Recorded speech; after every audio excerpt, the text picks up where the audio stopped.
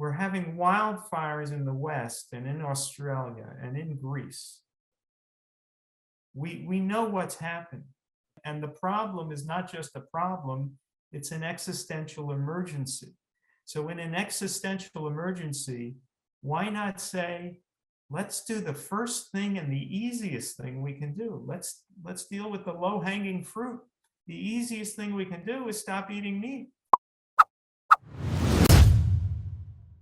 So thank you so much, Glenn, for doing this interview. I really appreciate it.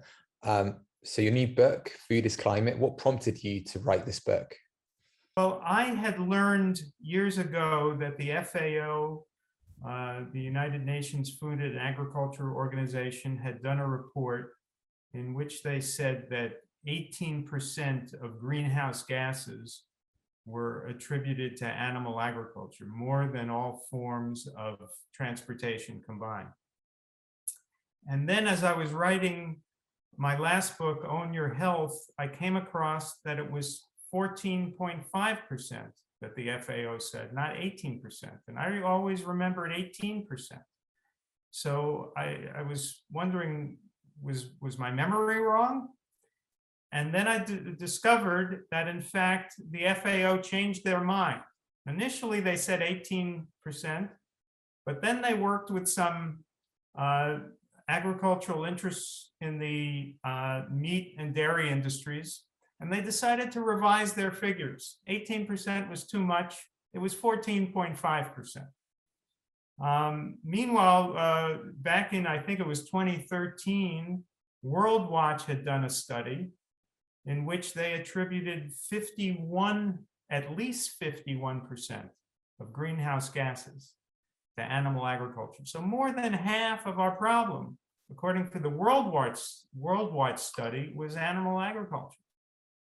And then I learned that a fellow named Sailesh Rao had done a study in which he attributed more than 87% of greenhouse gases to animal agriculture. So I started to wonder who was right here. You know, if it's 87% or more, then in essence, we're being lied to when we're being told that the biggest problem is that we need LED light bulbs. We're being peddled a myth that we could reverse climate change by carpooling or by changing our thermostats or by having more efficient refrigerators. All those things are to the good. It's good to be energy efficient. It's certainly good to have renewable energy. It's certainly an improvement to have electric cars, but none of those things will reverse climate change.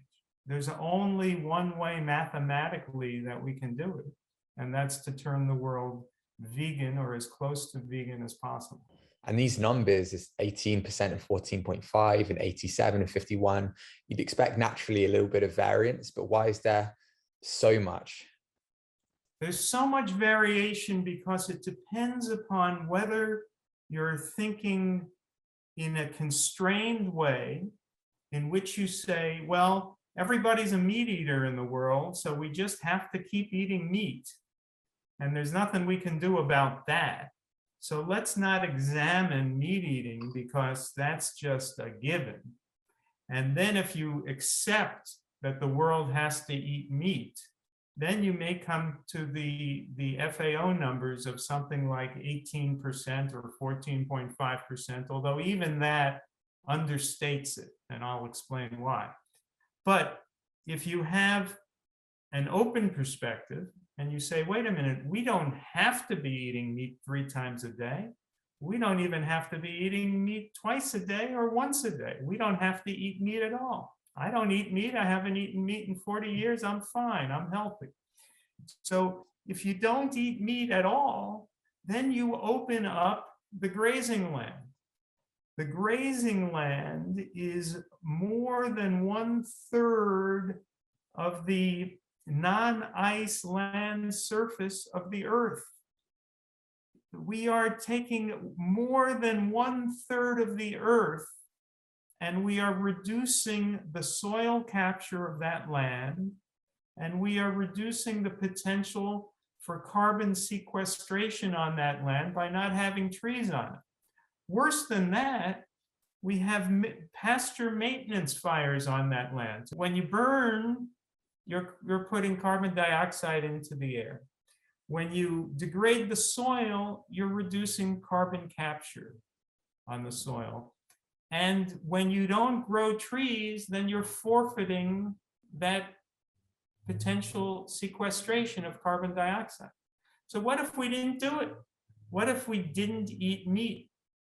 And we didn't need to graze more than 1/3 of the earth? Then let's look at those numbers. And that's what Silas Rao did in his study that nobody else did, because he was open to the possibility that we don't need to eat meat, because we don't. Because all it does is give us heart disease and diabetes and obesity and pandemics. So we don't need this. So if you open up that perspective that nobody at the UN is willing to consider, that most climatologists are not willing to consider, if you just think, well, what if we don't harm ourselves by eating meat, and we don't harm the planet by eating meat, and we rewild more than 1/3 of the Earth's land surface, then what would happen? And what would happen is we would pull down enough carbon dioxide that not only could we begin to reverse climate change, we could also still fly in airplanes. We can still live a lifestyle that is at least comparable to what we're leading today. I'm not saying we should have gas guzzling vehicles. I'm not saying we should, keep having coal-fired energy plants. We have to address the energy sector as well. But we could lead a lifestyle that's very similar to what we lead today. And we would be pulling down the carbon dioxide that we emit into the air with 1 trillion more trees in the world. We could plant 1 to 2 trillion more trees in the world on all that grazing land. But if we don't free up the grazing land, where are we going to put 1 trillion trees? Can't put them all in New York City, So we need the grazing land. We need the grazing land to save the earth, and we need the oceans. And so what we have to do is stop industrial fishing and let the oceans be the lungs of the world and heal the oceans. So those two segments, the grazing land that needs to be rewilded and the oceans that need to be protected. And how do you do that? The answer is you don't eat animals, you eat plants, and you get healthier. And Seaspiracy, which was included in your book, it must have been a late edition. Let's just talk about that, because why is it that the ocean side of things has been kind of left out of the environmental debate for so long? Well, there's no good answer to that question. It should have been part of the conversation always. It's just that, again, climatologists, the UN, most of our experts just accept that we must have fishing because it's part of what people eat. They don't question it. But I don't eat fish, I'm fine. The vegan diet is the healthiest diet on the planet if it's a low-fat, whole foods vegan diet. And you certainly don't need fish, and in fact, fish are very unhealthy because the toxins in the fish get concentrated as the bigger fish eat the smaller fish, and even bigger fish eat those fish. You're concentrating the mercury and the other toxins in the ocean. So eating fish, just like eating red meat, it's essentially the same thing. What was really interesting was there was a part in the book where you said we shouldn't be saving the whales just for the whales, but also humanity ourselves. Can you just explain that a little bit more? Whales have a symbiotic relationship with the tiniest creatures in the ocean, the phytoplankton, which are responsible for the oxygen we breathe. And the phytoplankton also actually help to seed clouds. The clouds reflect light and help cool the earth, and of course bring rain. And the whale feces are a source of nutrients for the phytoplankton.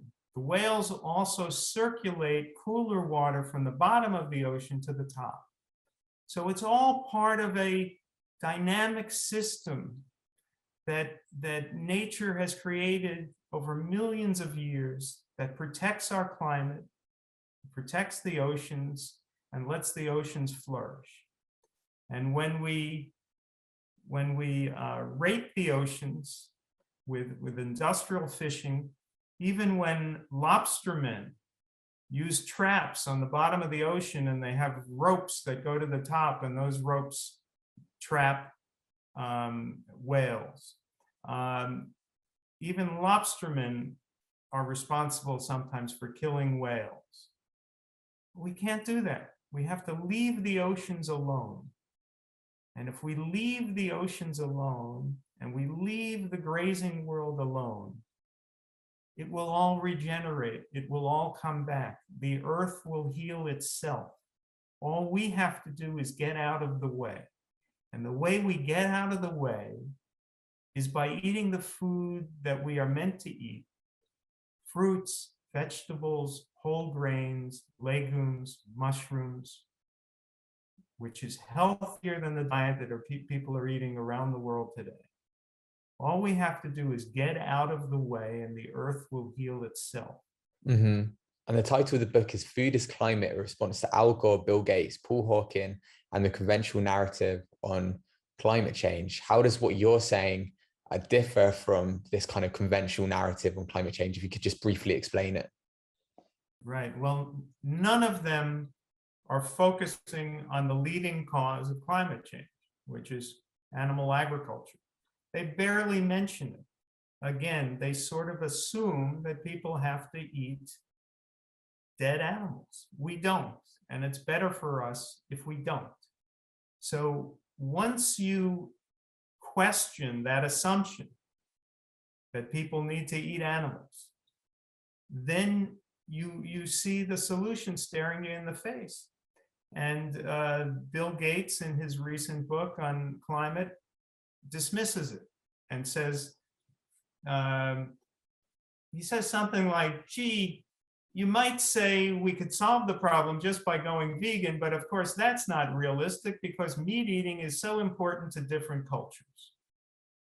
Well, why? We can't challenge cultures. We can't have a July 4th vegan burger instead of a July 4th meat burger. You know, we can't have something else at the center of our table for Thanksgiving other than a turkey. You know, we can't make cultural changes. Why not? So again, Bill Gates just dismisses the idea that it would be possible for human beings to stop eating meat. Same thing with Al Gore. He barely mentions animal agriculture. And when he does, I heard him speak to a group of climate activists recently, and the only time he mentioned animal agriculture was to celebrate something he called regenerative animal agriculture. This is all the rage at the moment, regenerative meat. It was grass-fed meat, now it's regenerative meat. If you could just explain it and how, you know, do we debunk this concept? And could you just explain it, please? Okay, well, let's talk about two things. One, regenerative agriculture, and then two, regenerative animal agriculture. There are some principles of regenerative agriculture that are terrific and are important and we should encourage. One of them is no-till or low-till agriculture. You can grow food without needing to till the earth and bring all that carbon back into the air. So that's a better way to farm, and it's better to use nitrogen-fixing crops to help bring nitrogen into the soil and protect the soil. So it's also better to not use chemical fertilizers and to not use pesticides. All of that is part of regenerative agriculture. Regenerative agriculture is sort of a vaguely defined thing, but those principles are good. But then the other part of it, the animal regenerative agriculture, celebrates cow manure, as if somehow we can't grow food without cow manure. Of course we can. And if there are wild animals, they'll contribute manure to the soil. Composting can contribute nutrients to the soil. Nitrogen fixing crops contribute nutrients to the soil. Biochar is a soil amendment that can help protect the soil. Many ways to have healthy soil without having thousands of cattle roaming on the soil. So there's just no need for it. It's just another nonsensical way to try to insist that eating animals can't be changed. But of course it can be changed. We don't need to eat animals. And so there's no advantage to regenerative agriculture. And when you look at the climate science, it's actually a fact that in terms of the climate, we're better off actually, although still it's terrible, but the confined animal feeding operations, which are horrible, which are an environmental nightmare, actually contribute less methane to the atmosphere than the regenerative agriculture, because in regenerative agriculture, the cows actually emit more methane when they're eating grass than when they're eating the grain, and they live longer, so they require more space. So in terms of the climate, regenerative agriculture is actually worse for the climate. If it's animal agriculture, it's actually worse for the climate than the horrible, horrible confined animal feeding operations. So it's not a solution. It's just nonsense. It's another way to try to insist that people still eat animals. And when you look at the statistics, less than 1% of the meat that Americans are currently eating is grass-fed. And I don't know what percentage of that 1% is regenerative, but it's undoubtedly a microscopic fraction of the total meat that people are eating is regenerative. And in order for people to eat meat like they do in America, for it all to be regeneratively raised, we would need about 4 Earths. There just isn't enough room for it. So it's nonsense. It's not a solution. The only solution is to stop eating meat and get healthy. Do you think these proponents of regenerative meat, or even people like Al Gore that you write about in the book, do you think they're just kind of misinformed, or is there a kind of lack of integrity going on here?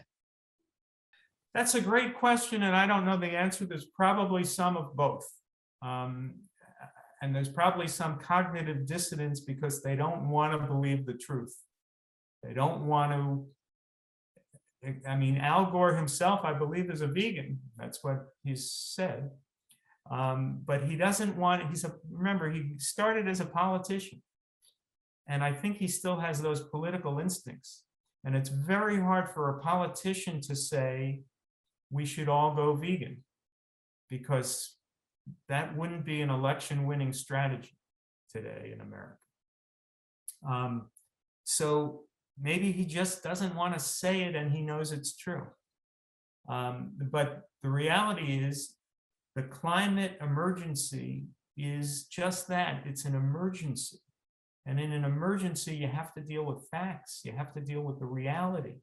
And the reality is we cannot solve this problem unless we stop eating meat, period. The math, it's simple in a sense. You could do it on a napkin. Unless you take more than 1/3 of the Earth's land surface and make it work for us, make it sequester carbon, retain more carbon in the soil, you can't stop the dynamic in which we're adding more and more carbon dioxide to the atmosphere. And the way you reverse the process is called trees. We need more trees. And in order to have more trees, let's look at the more than 1/3 of the Earth's land surface and use that to have trees and vegetation and store more carbon in the soil. The soil stores more carbon even than the trees. So we need to protect the soil, grow the trees, let the trees plant themselves even, rewild, and protect the oceans. And then we've got the problem solved. And the only way to do that is to stop having a diet based on eating dead animals. We just have to think about it. The math is clear. And what do you say back to people that say that's just vegan propaganda? Well, it isn't propaganda. We know what's happening to the climate. It's proven over and over again, and we see it happening on the news every day. The earth is heating up. There was a town in Canada called Lytton, I believe, that in June broke the Canadian record for the hottest temperature ever in Canada, 121 degrees Fahrenheit in Canada. And so that town made headlines that day. And then the next day, that town burned down. So we're breaking heat records all the time. We're having wildfires in the West and in Australia and in Greece. We know what's happening. And the problem is not just a problem, it's an existential emergency. So in an existential emergency, why not say, let's do the first thing and the easiest thing we can do. Let's deal with the low-hanging fruit. The easiest thing we can do is stop eating meat. It isn't so easy to say, let's end the airline industry. That's a major disruption to economies all over the world. I'm not saying people should fly as much as they do. Maybe we can begin to reduce our flying, but to cut out the airline industry overnight, it's not possible. It's not doable. And it has a lot of harms. I mean, the flying is a social good in many ways. It's great to be able to see the world. It's great to be able to see your loved ones. Many people depend on flying in order to lead their lives. So flying certainly has a social good as well as an ecological harm. So flying is a difficult concept. We don't have solar airplanes. So that's a tough one, flying. But eating dead animals, what's difficult about this? It's bad for your health. It creates pandemics, and it's destroying the climate. This is the no-brainer. Let's start with the easy stuff. Stop eating dead animals. That's easy. Then you get healthier. Societal costs go down. We don't have to spend all our money on heart bypass operations. We don't have to spend all our money on medicines. You get healthier. The economy revives when people are healthier. The land, you free up more food. It deals with world hunger, because instead of feeding our food to the animals, we'll have more food for humans. So it's better for world hunger. It's better for human health. It's better for the environment. And it's better for the climate. It's a no-brainer. And what's different? How do you sum up what's different about this book compared to others, and how is it unique? Well, this is the first book, I believe, on climate that makes this case. Could you talk about Paul Hawken and his views and kind of your relationship with him and how that's evolved? Paul Hawken has always been something of a hero of mine. He's a good man, and he's a brilliant guy. And he has a non-judgmental spirit and a very positive spirit. And I think those are generally good things. I like people who are non-judgmental in general and positive and optimistic. So those qualities that he has, those qualities I'm sure have served him well. But he is, in his book Drawdown, he takes those qualities and he therefore refuses to oppose animal agriculture because he doesn't want to be judgmental. He doesn't want to say eating meat is wrong. And in a speech he gave at the Aspen Ideas Festival, he talked about how in our book, we don't say anything's right. We don't say anything's wrong. We say, what do you want to do? What's best for you? And that's just not the way to approach a climate emergency. If something is wrong, it's wrong. If destroying the oceans is going to destroy the earth, we have to say it's wrong. If killing 80 billion animals a year is destroying the planet, we have to say it's wrong. If having over 1 billion cattle emitting methane, and methane is really up to 120 times as powerful a greenhouse gas as carbon dioxide, we have to say that that's wrong. We can't do that. We can't have over 1 billion cattle in the world. So we have to stop breeding cattle. So when something is wrong, we have to say it's wrong. And that's what Paul Hawken is unwilling to do, because I'm sure he's a nice guy and it isn't part of his character to try to confront people. But we have to confront something that's causing a climate emergency.